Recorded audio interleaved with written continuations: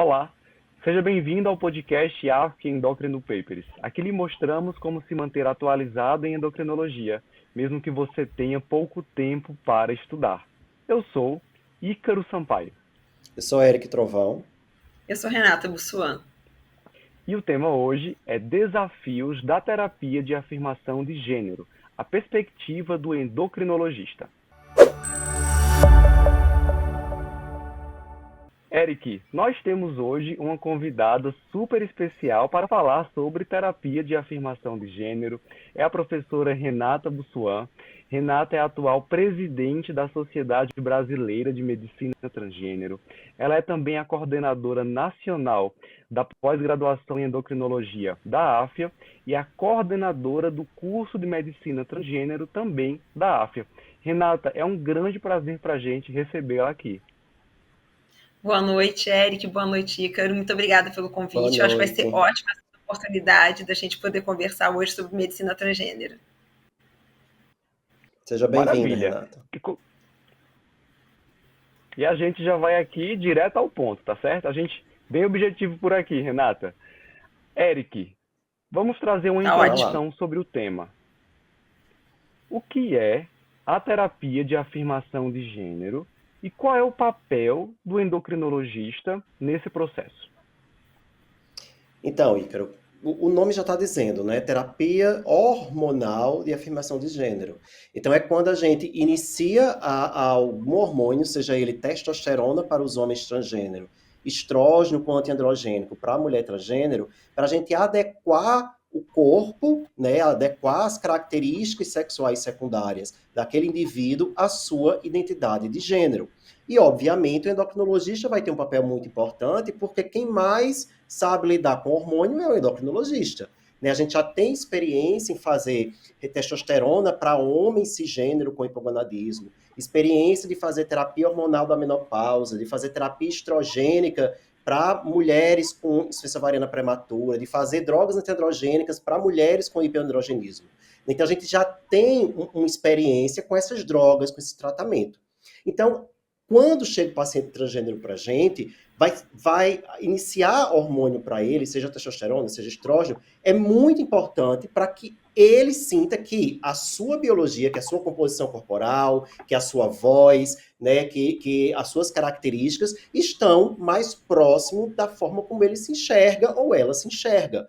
Né, quando aquela pessoa quer se olhar no espelho e se vê, no caso de uma mulher trans, como uma mulher, né, fisicamente, no caso do homem trans, como homem. Claro que existe aí muitas variações, muita fluidez, existem os casos dos pacientes que se identificam com a não binariedade, né, que nem se identifica completamente como masculino, nem como feminino, mas na maioria das vezes, não sempre, na maioria das vezes, quem procura a gente é quem quer, no caso do homem transgênero, uma masculinização, ou, no caso de uma mulher transgênero, uma feminilização. E aí vai entrar a terapia hormonal de afirmação de gênero, né? Nem todos esses pacientes vão querer fazer algum procedimento cirúrgico, né, que seriam as cirurgias de afirmação de gênero, certo? Mas a parte hormonal, a gente vai ter uma grande quantidade de pacientes transgênero querendo ter esse acesso, né? E a gente, como endocrinologista, tem que estar apto para acolher essas pessoas, né, para fazer o melhor tratamento individualizado para cada caso e orientar esses pacientes quanto aos riscos e quanto à necessidade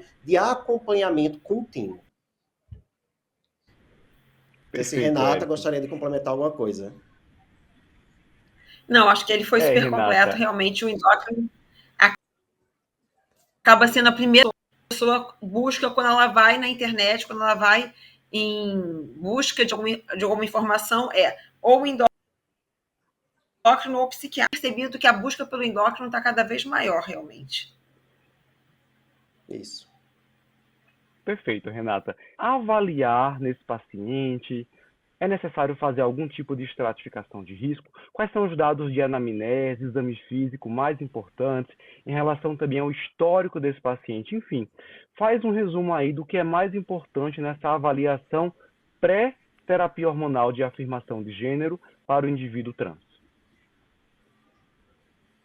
Se a gente for fazer uma comparação, parece muito com o tratamento de hipogonadismo feminino e hipogonadismo masculino. Só lembrando que a gente tem que ficar muito mais atento, porque você tem ali um organismo XX, que vai receber testosterona, e um organismo XY, que vai receber estrogênio. E aí você começa a aumentar o risco cardiovascular, você começa a aumentar o risco de trombose, você começa a aumentar o risco de policitemia. E a avaliação cardiovascular também é extremamente importante, porque quando você tem as calculadoras de risco, você tem que também resolver em que parâmetro ali de sexo você vai colocar, né? E aí, aquela pessoa que está começando a hormonização do zero, você vai colocar ali no parâmetro masculino, né? Porque ela é uma pessoa XY e você vai ver que ela tem, muitas vezes, um risco cardiovascular muito maior do que uma pessoa XX. Você vai ter que dosar isso tudo, você vai ter que dosar fumo, álcool, atividade física, muitas vezes trombofilia, história familiar de trombofilia. Então, eu falo para os alunos que nunca se passa prescrição hormonal na primeira consulta. Você tem que realmente escanear o paciente todo. Eu gosto muito de exames de imagem também. Eu faço ultrassom de mama, ultrassom transvaginal, eu faço avaliação de ultrassom pélvico para ver a próstata, eu escaneio o paciente em tudo que eu conseguir dentro da realidade dele. Perfeito, Renata. Complementando, além dessa avaliação inicial na consulta, outra coisa que a gente tem que fazer também é perguntar sobre fertilidade, né? Então, quando a gente vai para isso, na primeira consulta logo, então saber se esse indivíduo quer ter filhos biológicos ou não e esclarecer que existe a possibilidade, né, de infertilidade durante a terapia hormonal de afirmação, e se a gestação, a fertilidade for desejada, a gente tem que deixar bem claro que vai ter que suspender a terapia, né, para tentar restaurar essa fertilidade, e que há relatos de casos de até infertilidade irreversível, dependendo do tempo de uso. Então é muito importante que isso seja esclarecido no início, né, e que a gente trabalhe essas expectativas junto com o paciente. Né? Então, além de toda essa avaliação que Renata pontuou muito bem, a gente também tem que lembrar dessa questão da fertilidade nesses pacientes. Bem lembrado, Eric. Excelentes observações também, professora Renata. Eric, por aqui a gente gosta muito de resumos, né, para simplificar. Então, vamos ajudar aqui o pessoal que está acompanhando o nosso videocast. Qual seria uma lista básica de exames laboratoriais para a gente solicitar para o nosso paciente antes de iniciar uma terapia hormonal de afirmação de gênero? Pode ser algo mais sucinto. Se a gente for ver as diretrizes, cada diretriz vai colocar exames um pouco diferentes um do outro, porque ainda não tem um conjunto só de exames que é o certo, que é o errado. Então a gente vê especialistas pedindo diferentes, mas algumas coisas eu acho que são básicas, né? Perfil cardiovascular, então a parte da glicemia, e se puder uma hemoglobina glicada, e o perfil lipídico, isso sempre vai ter que fazer parte aí da avaliação inicial do nosso paciente, porque a gente vai focar muito nisso ao longo. A gente já citou algumas vezes, vai falar mais sobre a questão do risco cardiovascular. Né? Então, essa avaliação inicial laboratorial a gente tem que ter. A parte hormonal também, né? Então, testosterona sérica, pode ser a total mesmo, estradiol. Né? No caso das mulheres transgênero, há uma orientação, por exemplo, da diretriz da Endocrine Society que se solicite prolactina previamente. O posicionamento brasileiro da ISBEM também coloca a solicitação de prolactina prévia para poder você ter um basal e isso lhe ajudar durante o acompanhamento. Agora, claro, nada impede também de você ter que fazer também uma função renal, até porque tem a ver com o risco cardiovascular, né? Pedir pelo menos transaminases para esse paciente. E no caso dos homens transgênero, nunca esquecer do hemograma basal, porque a gente sabe que uma das consequências da terapia com testosterona pode ser a eritrocitose. Então, ter um hemograma basal, avaliar o hematócrito ali antes do início do tratamento é fundamental também. Então, eu botaria aí perfil lipídico, glicemia, hemoglobina glicada, hemograma, a parte do perfil hormonal. Claro que aí alguns pedem FSH, LH, isso vai depender também muito de onde você está inserido, se você tem acesso, se você não tem acesso, se é mais fácil, mais difícil, né, no sistema de saúde. Né, mas esses exames básicos tem que ter. Varia também de acordo com o que você observou naquela anamnese e exame físico do paciente, também. né, Eric? Então, essa seria Com uma certeza, lista padrão, claro. mas, obviamente, se o paciente traz alguma queixa, se ele tem algum outro histórico de saúde, essa solicitação de exames pode mudar. Bem, mas é hora de falar de desafios, né? Desafios, situações que podem trazer alguma preocupação, que podem exigir alguma mudança de conduta, algum cuidado especial nessa terapia de afirmação de gênero. Vamos começar falando de risco de trombose e risco cardiovascular na mulher trans. Eric, o que é que existe hoje em relação à evidência de risco de trombose com a terapia estrogênica na mulher trans? E aproveita e fala um pouco também sobre risco cardiovascular. Depois eu vou querer também saber um pouco da experiência da professora Renata sobre esse tema, mas a gente pode começar por você, Eric.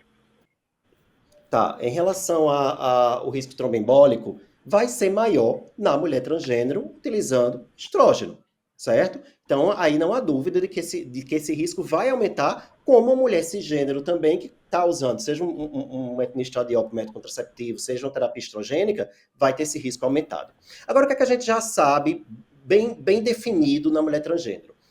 Etilneestradiol aumenta não só o risco tromboembólico de uma forma mais intensa, como aumenta o risco cardiovascular de uma forma geral. Então, eu costumo dizer que etilneestradiol ele deve ser proscrito na mulher transgênero. A gente já sabe bem isso, as guidelines, as diretrizes já colocam isso, que a gente não deve utilizar etilneestradiol, tá? E é muito comum, às vezes, as mulheres chegarem pra gente se automedicando.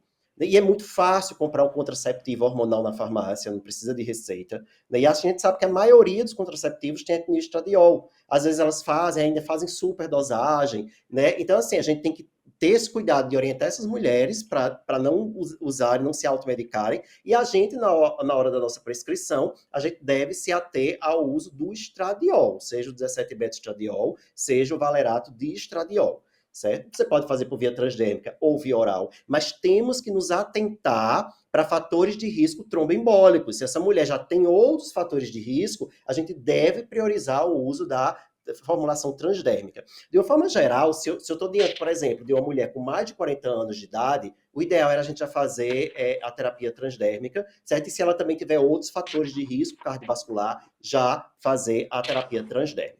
Em relação ao risco cardiovascular, essa mulher vai ter mais chance de ter infarto no futuro, de ter AVC no futuro. Veja, a gente não tem ainda estudos de longo prazo. Muito provavelmente, aí é uma coisa baseada no que a gente tem de evidência até agora, talvez sim, né, vai aumentar porque a gente tem outras alterações, outros fatores de risco que estão ali associados, né? O que é que eu posso dizer hoje?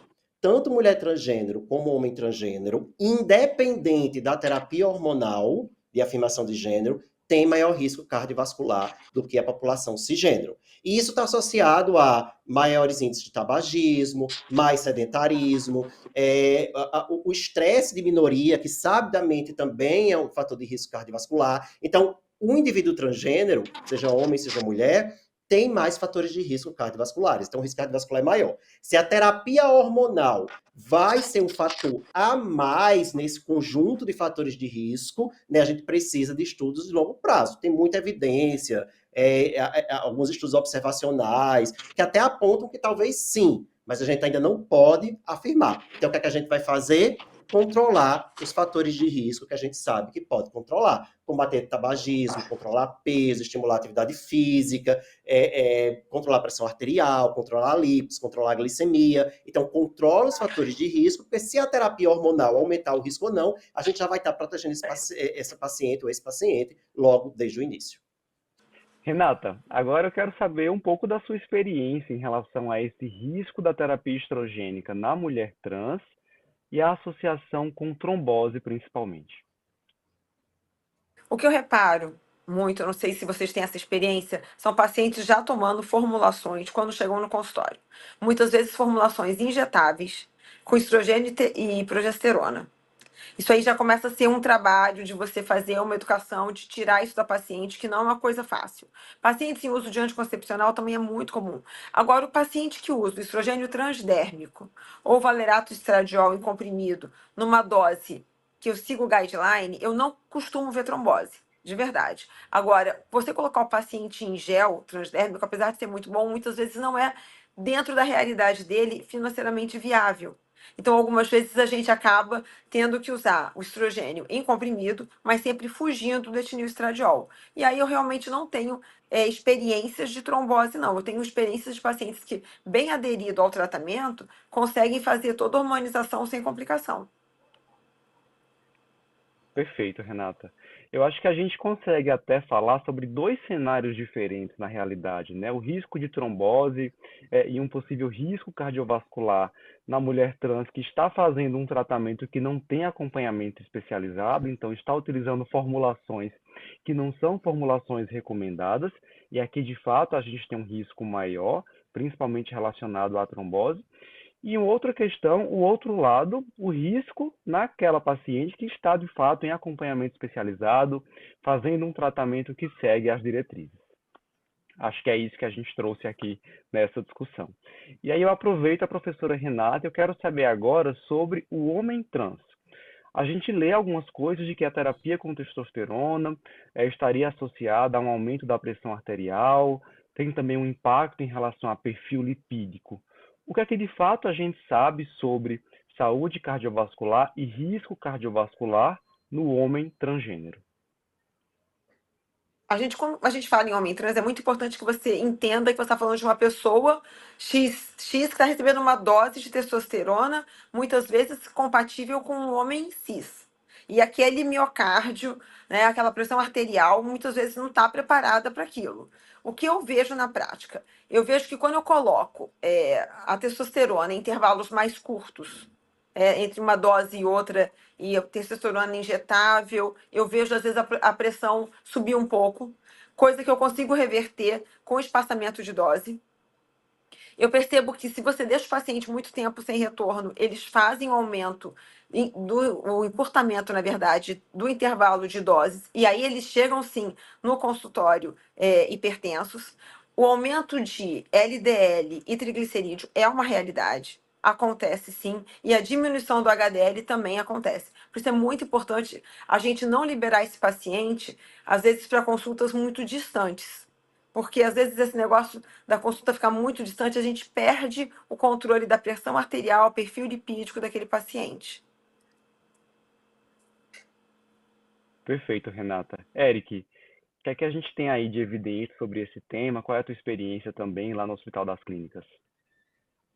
Então, de evidências em relação, a gente tem aumento de fatores de risco. Então, como o Renato já pontuou, pressão arterial, lípides, a gente sabe também que acontece um ganho de peso, né? A terapia hormonal de afirmação de gênero está associada a um ganho de peso, não vai levar ninguém à obesidade, mas assim, esse ganho de peso pode acontecer, tá? Então, são fatores de risco ali, aí juntando isso com fatores de risco como tabagismo, sedentarismo, estresse minoria que eu já tinha falado, gera a hipótese de que talvez aumente o risco cardiovascular com o tempo, mas a gente, de novo, não tem também para um homem transgênero estudos a longo prazo comprovando isso. Então, cabe a gente investigar em todo paciente esses fatores de risco, controlar peso, cessar tabagismo, vigiar a hipertensão. Em relação à hipertensão, quando eu tenho um paciente que faz realmente hipertensão mantida, né, eu acho que é importante a gente não atribuir diretamente a terapia hormonal e, antes disso, fazer um rastreio, né, para causas secundárias. A maioria desses pacientes são jovens,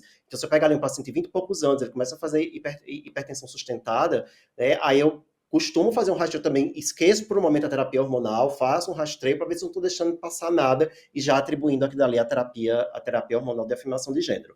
Né? O HDL realmente vai cair, assim, eu vejo muito, então até um levantamento que a gente fez lá no Hospital das Clínicas, era digamos, o efeito adverso mais comum dos homens transgêneros foi a queda do HDL. Então, realmente é algo que a gente tem que vigiar. Então, pressão arterial realmente tem que ficar de olho, lípides realmente tem que ficar de olho. E pensando em tudo isso, é importantíssimo manejar os efeitos, fatores de risco cardiovasculares de modo geral. Dia desses eu vi Eric comentando que tem iniciado vários tratamentos com agonistas de receptores GLP-1 justamente no ambulatório de transgeneridade para pacientes com obesidade. Acho que é justamente isso, né? Não esquecer de abordar também esses outros fatores de risco cardiovascular. Eu vou puxar agora um tema que eu sei que você gosta muito porque une duas áreas que você adora. Vamos falar sobre saúde óssea na população trans. O que é que a gente tem novamente de evidência hoje em relação à saúde óssea, risco de fratura, risco de osteoporose nesses pacientes? Nós temos hoje recomendações bem definidas de solicitação de densitometria óssea para essas pessoas? Então, Ícaro, a saúde óssea da população transgênero é algo que ainda precisa de mais evidências, mas o que é que a gente sabe hoje? Antes de iniciar a terapia hormonal de afirmação de gênero, ou seja, pegar aquele paciente na avaliação inicial, se eu fizer densitometria nesses pacientes, na mulher transgênero, eu vou encontrar uma massa óssea menor do que na população geral. Certo? Então, óbvio, se eu for comparar aquela mulher transgênero que não começou ainda a terapia hormonal com o homem cisgênero, né, a massa óssea vai ser menor. E aí tem várias coisas associadas, principalmente a questão dessas pacientes terem também uma menor massa muscular, né, por conta de mais sedentarismo, né, fazem menos atividade física, acabam perdendo massa muscular, e isso interfere aí também no ganho de massa óssea, no pico de massa óssea. Então a massa óssea já começa embaixo. Certo? Se eu vou avaliar homem transgênero, né, a massa óssea não difere das mulheres cisgênero. Então, eu tenho mulher transgênero já começando com a massa óssea pior e o homem transgênero começando com a massa óssea equivalente. Quando se inicia a terapia hormonal de afirmação de gênero na mulher transgênero, o que parece ocorrer é um ganho dessa massa óssea, porque eu vou estar dando o quê para essa mulher? Estrógeno. O estrógeno é maravilhoso para o osso. Então, realmente, as evidências mostram que há um ganho de massa óssea. No caso do homem transgênero, já é boa a massa óssea, não há muito ali o que melhorar, então geralmente se mantém, mas o que ocorre é uma mudança na geometria do osso, né? Então ocorre uma posição cortical, né? Esse osso fica um osso com uma área maior, né? O tamanho desse osso aumenta, é um osso que se torna mais, fisiologicamente, pelo menos, mais resistente à fratura. Mas você perguntou de fratura, o que é que tem na literatura? De fratura, a gente praticamente não tem nada, né? A gente não tem como dizer que a terapia hormonal de afirmação de gênero, seja no homem, seja na mulher transgênero, diminui, aumenta ou é nula em relação à fratura, porque a gente não tem trabalho de longo prazo ainda para avaliar isso. Os trabalhos ficam muito restritos à densidade mineral óssea, avaliação pela densitometria, tá? Então, basicamente é isso. Para a massa óssea, na mulher transgênero, melhora. Para o homem, parece não interferir. O que muda no homem é a geometria do osso. Ah, você perguntou de densitometria também Perfeito. quando pedi, não é isso? Isso. Tá, então, as diretrizes, a gente não pode dizer que tem um consenso, porque isso não tem realmente. Se a gente começar a ler várias diretrizes diferentes, elas vão falar coisas diferentes, porque, como eu falei, as evidências ainda são poucas. A diretriz de Endocrine Society, ela coloca que você deve solicitar densitometria se houver fatores de risco para aquele homem ou aquela mulher transgênero ter baixa massa óssea ou ter um risco de fratura aumentado. Mas tem um subgrupo nessa população que a gente deve ficar mais atento para pedir densitometria, que são aqueles pacientes que fizeram a gonadectomia, né, e estão usando de forma irregular ou pararam de usar a terapia hormonal. Muitas vezes, pacientes acreditam que fazer a cirurgia é igual a parar o hormônio. A gente tem que deixar muito claro que é o contrário. Né? Uma vez que tiram as gônadas, não pode parar o hormônio de jeito nenhum, a não ser, obviamente, ter uma contraindicação. Então, é importante para a saúde óssea que esse hormônio seja mantido. Como, às vezes, fica o uso irregular ou param, pode haver a baixa massa óssea. Então, nesses casos, eu vou pedir densitometria também.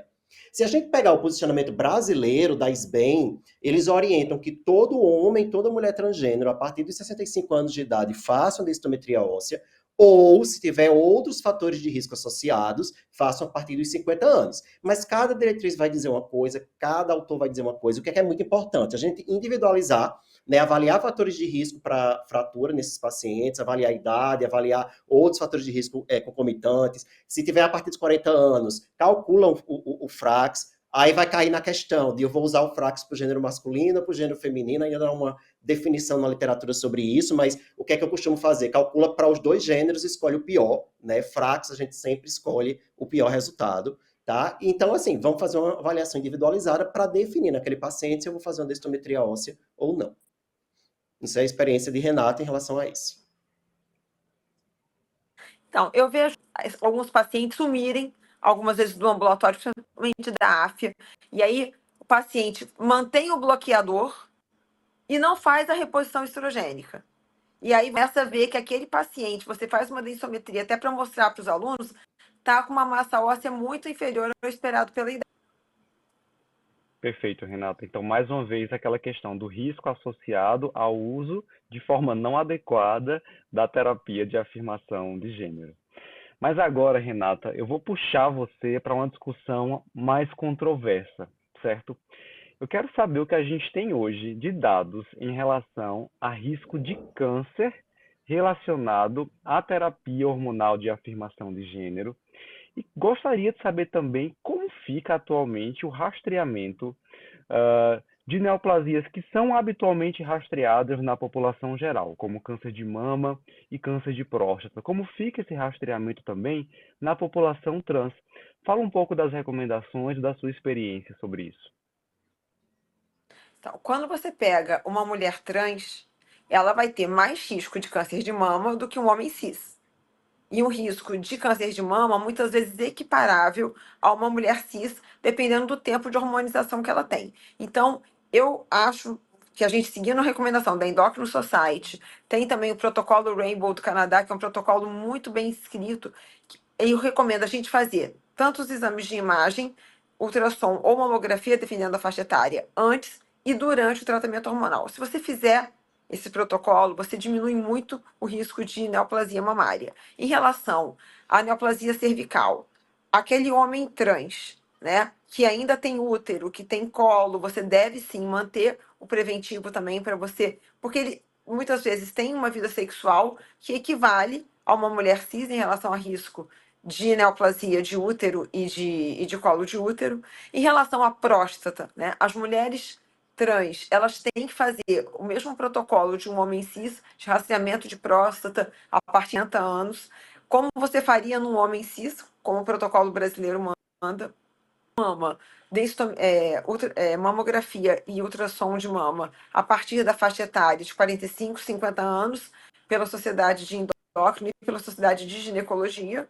O importante é você tentar manter esse paciente com essa rotina de exames, porque muitos pacientes fazem os exames pré-tratamento hormonal, algumas vezes pré-prótese de mama, e aí depois eles param de fazer os exames. E aí, justamente naquela faixa etária mais velha, naquela faixa etária que a hormonização muitas vezes já está completa e ele começa a perder aquele elo de ligação com o médico. Mas o protocolo para mulher cis e mulher trans é o mesmo para mama e muitas vezes a próstata, porque a mulher trans ela vai ter a próstata como um homem cis, e assim como o homem trans, ele vai ter que fazer o mesmo protocolo hormonal e o mesmo protocolo de busca de fatores complicadores de câncer como uma pessoa cis.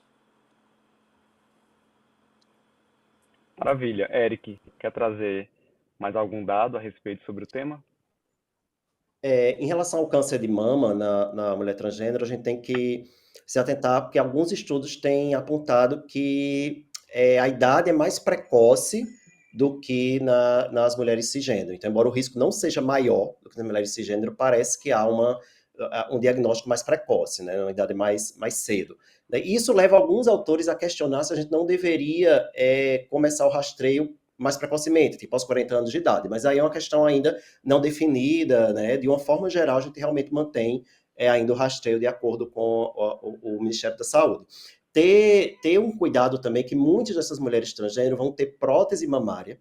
E outra questão também é que a mama da mulher transgênero costuma ser mais densa do que a mama da mulher cisgênero. Então, às vezes, a mamografia só isolada não vai ser suficiente. Então, se eu tenho uma mama mais densa, se tem prótese aí tem que complementar aí com ultrassom de mama, alguns autores colocam até necessidade, às vezes, de complementar com ressonância magnética, mas na maioria das vezes mamografia e ultrassom vão ser suficientes. A gente também tem que lembrar da prevenção, né, da prevenção do câncer, de uma forma geral, né? Então, combater todos os fatores de risco, e aí um fator de risco muito prevalente na população transgênero é o tabagismo, que está aí associado a vários cânceres, né? Então a gente tem que ter sempre esse cuidado de combater não só pela questão cardiovascular, mas também pelo risco de câncer. E quando a gente fala na questão do colo do útero em homens transgênero, né, a gente lembrar de estimular esses pacientes também, se possível, no SUS a gente tem a vacina para HPV. Né, o HPV é um dos fatores de risco mais importantes, né? Existe estudo mostrando que a vacinação entre as pessoas transgênero é menor do que entre as pessoas cisgênero, então acho que cabe também a gente, na nossa prática, começar a estimular mais esses mecanismos que a gente tem de prevenir o câncer. Excelente, Eric. Pessoal, eu sei que existem alguns efeitos adversos da terapia de afirmação de gênero, da terapia hormonal de afirmação de gênero, que acabam implicando em mudanças na terapia hormonal. Por exemplo, no tipo de hormônio que é utilizado, ou do intervalo de uso desse hormônio, nas doses desses hormônios. Eric, quais são os efeitos adversos que você acha que são mais determinantes em relação a esses ajustes da terapia hormonal de afirmação de gênero? Então, aí, que vocês estão falando do homem transgênero, né? A eritrocitose é é um das alterações laboratoriais, né, que a gente fica mais atento, tá? É lembrar que quando isso acontece, se for uma elevação acima de 54%, geralmente a gente tem que parar o hormônio e ao reiniciar, começar com uma dose diferente, certo? Então, ou mudar a dose ou mudar até a preparação, tá? Quando a gente vai para a literatura, comparando, aquelas apresentações de testosterona de curta ação, então deposteron, durateston, né, tem um risco maior de eritrocitose, né, logo depois vem um desilato, testosterona, que a gente faz a cada 3 meses, e a que menos tem esse aumento é a testosterona transdérmica. Então, ter isso em mente é importante, porque quando a gente tem um paciente que está fazendo muita eritrocitose, um homem transgênero, muita eritrocitose, a gente tem que aí pensar também, às vezes, na troca da preparação. E não esquecer de avaliar fatores de risco. Então, de novo, o tabagismo, né, que junto aí com a testosterona pode elevar muito o hematócrito, e a apneia do sono. A gente sabe que a testosterona pode precipitar a apneia do sono, a gente tem muito isso evidenciado em homens cisgênero, com hipogonadismo, mas infelizmente em homens transgênero a gente não tem praticamente dados em relação a isso, mas avaliar aí sinais, sintomas, ou até pedir uma polissonografia desses pacientes. A acne é um efeito colateral muito comum, mas que raramente determina a mudança na dose, no intervalo, né, da terapia hormonal com testosterona nos homens transgêneros. Mas a gente tem que ficar atento, né? Então, recentemente eu tive um paciente homem transgênero com muita acne, muito grave, e que aí quando eu troquei para a testosterona transdérmica, houve uma melhora considerável. Então, quando é uma acne mais grave, a gente também vai acabar tendo que fazer essa troca da medicação. Em mulheres transgênero, né, de novo, sempre ficar atento à questão de tromboembolismo, se essa mulher começa a desenvolver ou aparecem outros fatores de risco para tromboembolismo, a gente tem que aí pensar em reduzir dose do estradiol, ou até trocar de um oral para transdérmica, se a paciente tiver condição financeira de fazer isso. Obviamente, se ela tiver um quadro tromboembólico, né, a princípio está contraindicado você fazer a terapia hormonal. Claro que a gente sempre tem que pesar aí o risco-benefício dessas mulheres, às vezes, principalmente se é um evento tromboembólico que teve uma causa associada, por exemplo, uma cirurgia de grande porte, né? Depois de um tempo a gente pode sim considerar reiniciar, deixando isso tudo registrado, decisão compartilhada, mas aí nesse caso tem que ser a menor dose possível por via transdérmica, né? A gente não pode fazer doses maiores. Ah, a paciente recebeu o diagnóstico de diabetes, a paciente recebeu o diagnóstico de hipertensão, né? Sempre tentar aí ver se dá para reduzir dose ou, se possível, trocar para via transdérmica.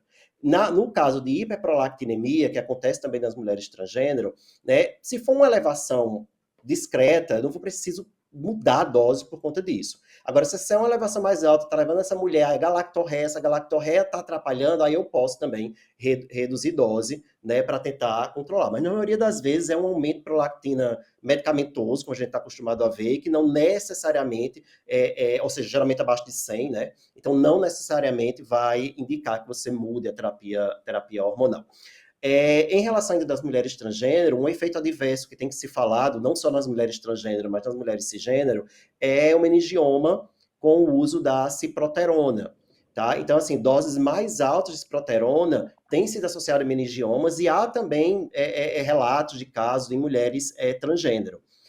A orientação é que a gente tente não passar de 10 miligramas da ciproterona para evitar esse risco, certo? Então, eu particularmente tenho reduzido dose, eu tentado trocar para a espironolactona, embora na minha prática não tenha visto nunca nenhum meningioma na mulher transgênero, mas não vou também estar arriscando. Então, é um efeito adverso aí que tem sido muito falado ultimamente, que tem limitado a dose e até a prescrição, em alguns casos, da ciproterona. Excelente, Eric. E você, Renata, no dia a dia, atendendo pacientes trans, quais são os efeitos adversos que acabam mudando mais sua conduta em relação à terapia hormonal? Eu acabo vendo muito aumento de hematócrito. E aí eu acabo realmente tendo que ou mudar para uma preparação de longa duração ou fazer com que o intervalo de dose das de curtas durações seja maiores. Isso é uma coisa que realmente eu acabo vendo. Eu vejo, não sei se vocês percebem isso, não sei se Eric vê, muitas vezes um momento de agressividade. Às vezes a pessoa, o companheiro ou companheira que vem junto, relata que a pessoa está um pouco mais agressiva, e aí você questiona o intervalo de dose foi encurtado ou por conta própria, ou a pessoa pontualmente encurtou, e aí teve esses efeitos colaterais e chegam com isso pra gente. O que eu percebo muitas vezes na mulher trans, ela relatar que ela tá um pouquinho mais chorosa, com algum pontozinho mais de sensibilidade. Às vezes eles falam assim, ah, estou vendo televisão e eu choro. São efeitos assim que às vezes eu realmente percebo. Agora, de modo geral, uma coisa que acontece e deixa eles bem chateados é quando você pega um paciente, né, um homem trans, que faz espaçamento de dose e acaba menstruando. E aí não é que nem que seja um efeito colateral, mas é um efeito que você não espera que aconteça. E quando o homem trans ele menstrua, isso para ele é uma coisa que entristece demais. É como se ele, naquele fato de menstruar, ele se lembrasse que geneticamente ele é uma mulher e aquilo causa assim, uma alteração psicológica muito grande. São efeitos assim que eu vejo que realmente acabam incomodando demais o paciente. Perfeito, Renata. Eu quero aproveitar um tópico que Ícaro, vocês levantaram aqui sobre hiperprolactinemia. Rapidinho, Eric. Você mencionou a ah, questão da hiperprolactinemia na mulher trans, que é algo que a gente tradicionalmente associa à terapia estrogênica. Mas existem alguns dados aí relacionando também outros medicamentos que são utilizados na hormonização desses pacientes, como por exemplo a ciproterona, né, que poderia ter associação com elevação da prolactina. O que é que você viu de dados sobre isso? então, tem isso mesmo, né? Inclusive alguns estudos que mostrou que após a cirurgia, né, a redesignação sexual, quando retira as gônadas, é uma situação que a gente para de fazer o antiandrogênico. E aí, pegando o grupo de mulheres que fazia ciproterona, quando suspendia a ciproterona, havia melhora da hiperprolactinemia. Então, a ciproterona também parece estar associada à hiperprolactinemia e reduzir a dose de ciproterona também parece ser algo que possa resolver essa questão. Sobre a mudança de comportamento que Renata falou, eu vejo isso também, e tem dados, tem evidências que mostram que isso é real, isso acontece mesmo, mas geralmente é transitório. Eu costumo até dizer ao paciente, pode haver uma mudança aí, principalmente quando inicia a testosterona, mais agressividade, mais irritabilidade, mas costuma ser transitório. Já precisei mudar a dose por conta disso? Já. Né? Até recentemente eu atendi um paciente, inclusive ele já faz uma dose muito baixa, por outras questões aí dele, mas ele pediu para reduzir porque ele teve 3 atos de agressividade muito intensos. E olha que ele usa a testosterona já há uns 5 anos. E aí ele pediu para reduzir a dose para ver se melhora, porque ele disse que não era assim, uma coisa que começou. Às vezes, claro, entra aí a questão de até que ponto é algo psicossocial, até que ponto é algo relacionado ao hormônio, mas a gente mudando a dose, a gente vai saber aí se há melhor ou se não há desse quadro. Maravilha, Eric. Bem, pessoal, acho que juntos nós conseguimos montar aqui um verdadeiro manual de situações difíceis, situações desafiadoras que envolvem a terapia hormonal de afirmação de gênero. Eu quero agradecer imensamente a participação da professora Renata, que veio contribuir para o nosso conteúdo, para o nosso videocast, com toda a sua experiência, com todo o seu vasto conhecimento sobre o tema. Renata, de coração, assim, muito obrigado pela participação, muito obrigado por ter aceitado o convite. Ícaro e Eric, eu achei ótima a nossa conversa, é muito enriquecedora. É muito importante que os médicos entendam que o médico que não teve atendimento a uma pessoa trans até hoje vai ter, seja como endocrinologista, seja como um otorrino que vai atender uma amidalite, seja como um gastro que vai atender uma dor abdominal. O médico hoje tem que estar preparado para o atendimento a paciente transgênero. Ele tem que estar preparado para tudo, desde o nome social até a hormonização, se ele quiser fazer essa área. E se ele não quiser fazer, ele tem que saber encaminhar para quem faça e quem possa acolher esse paciente, que o grande problema dessa população é a falta de acolhimento. Bem, agora falando com você que está nos acompanhando, se a gente conseguiu aqui discutir alguma dúvida que era sua, que era da sua prática atendendo pessoas trans, não esquece de recomendar esse videocast para os seus amigos, para os seus colegas que também atendem a população transgênero. Não esquece também de acompanhar a Endocrino Papers em todas as redes sociais. Até mais. Tchau. Tchau, pessoal. Tchau, pessoal.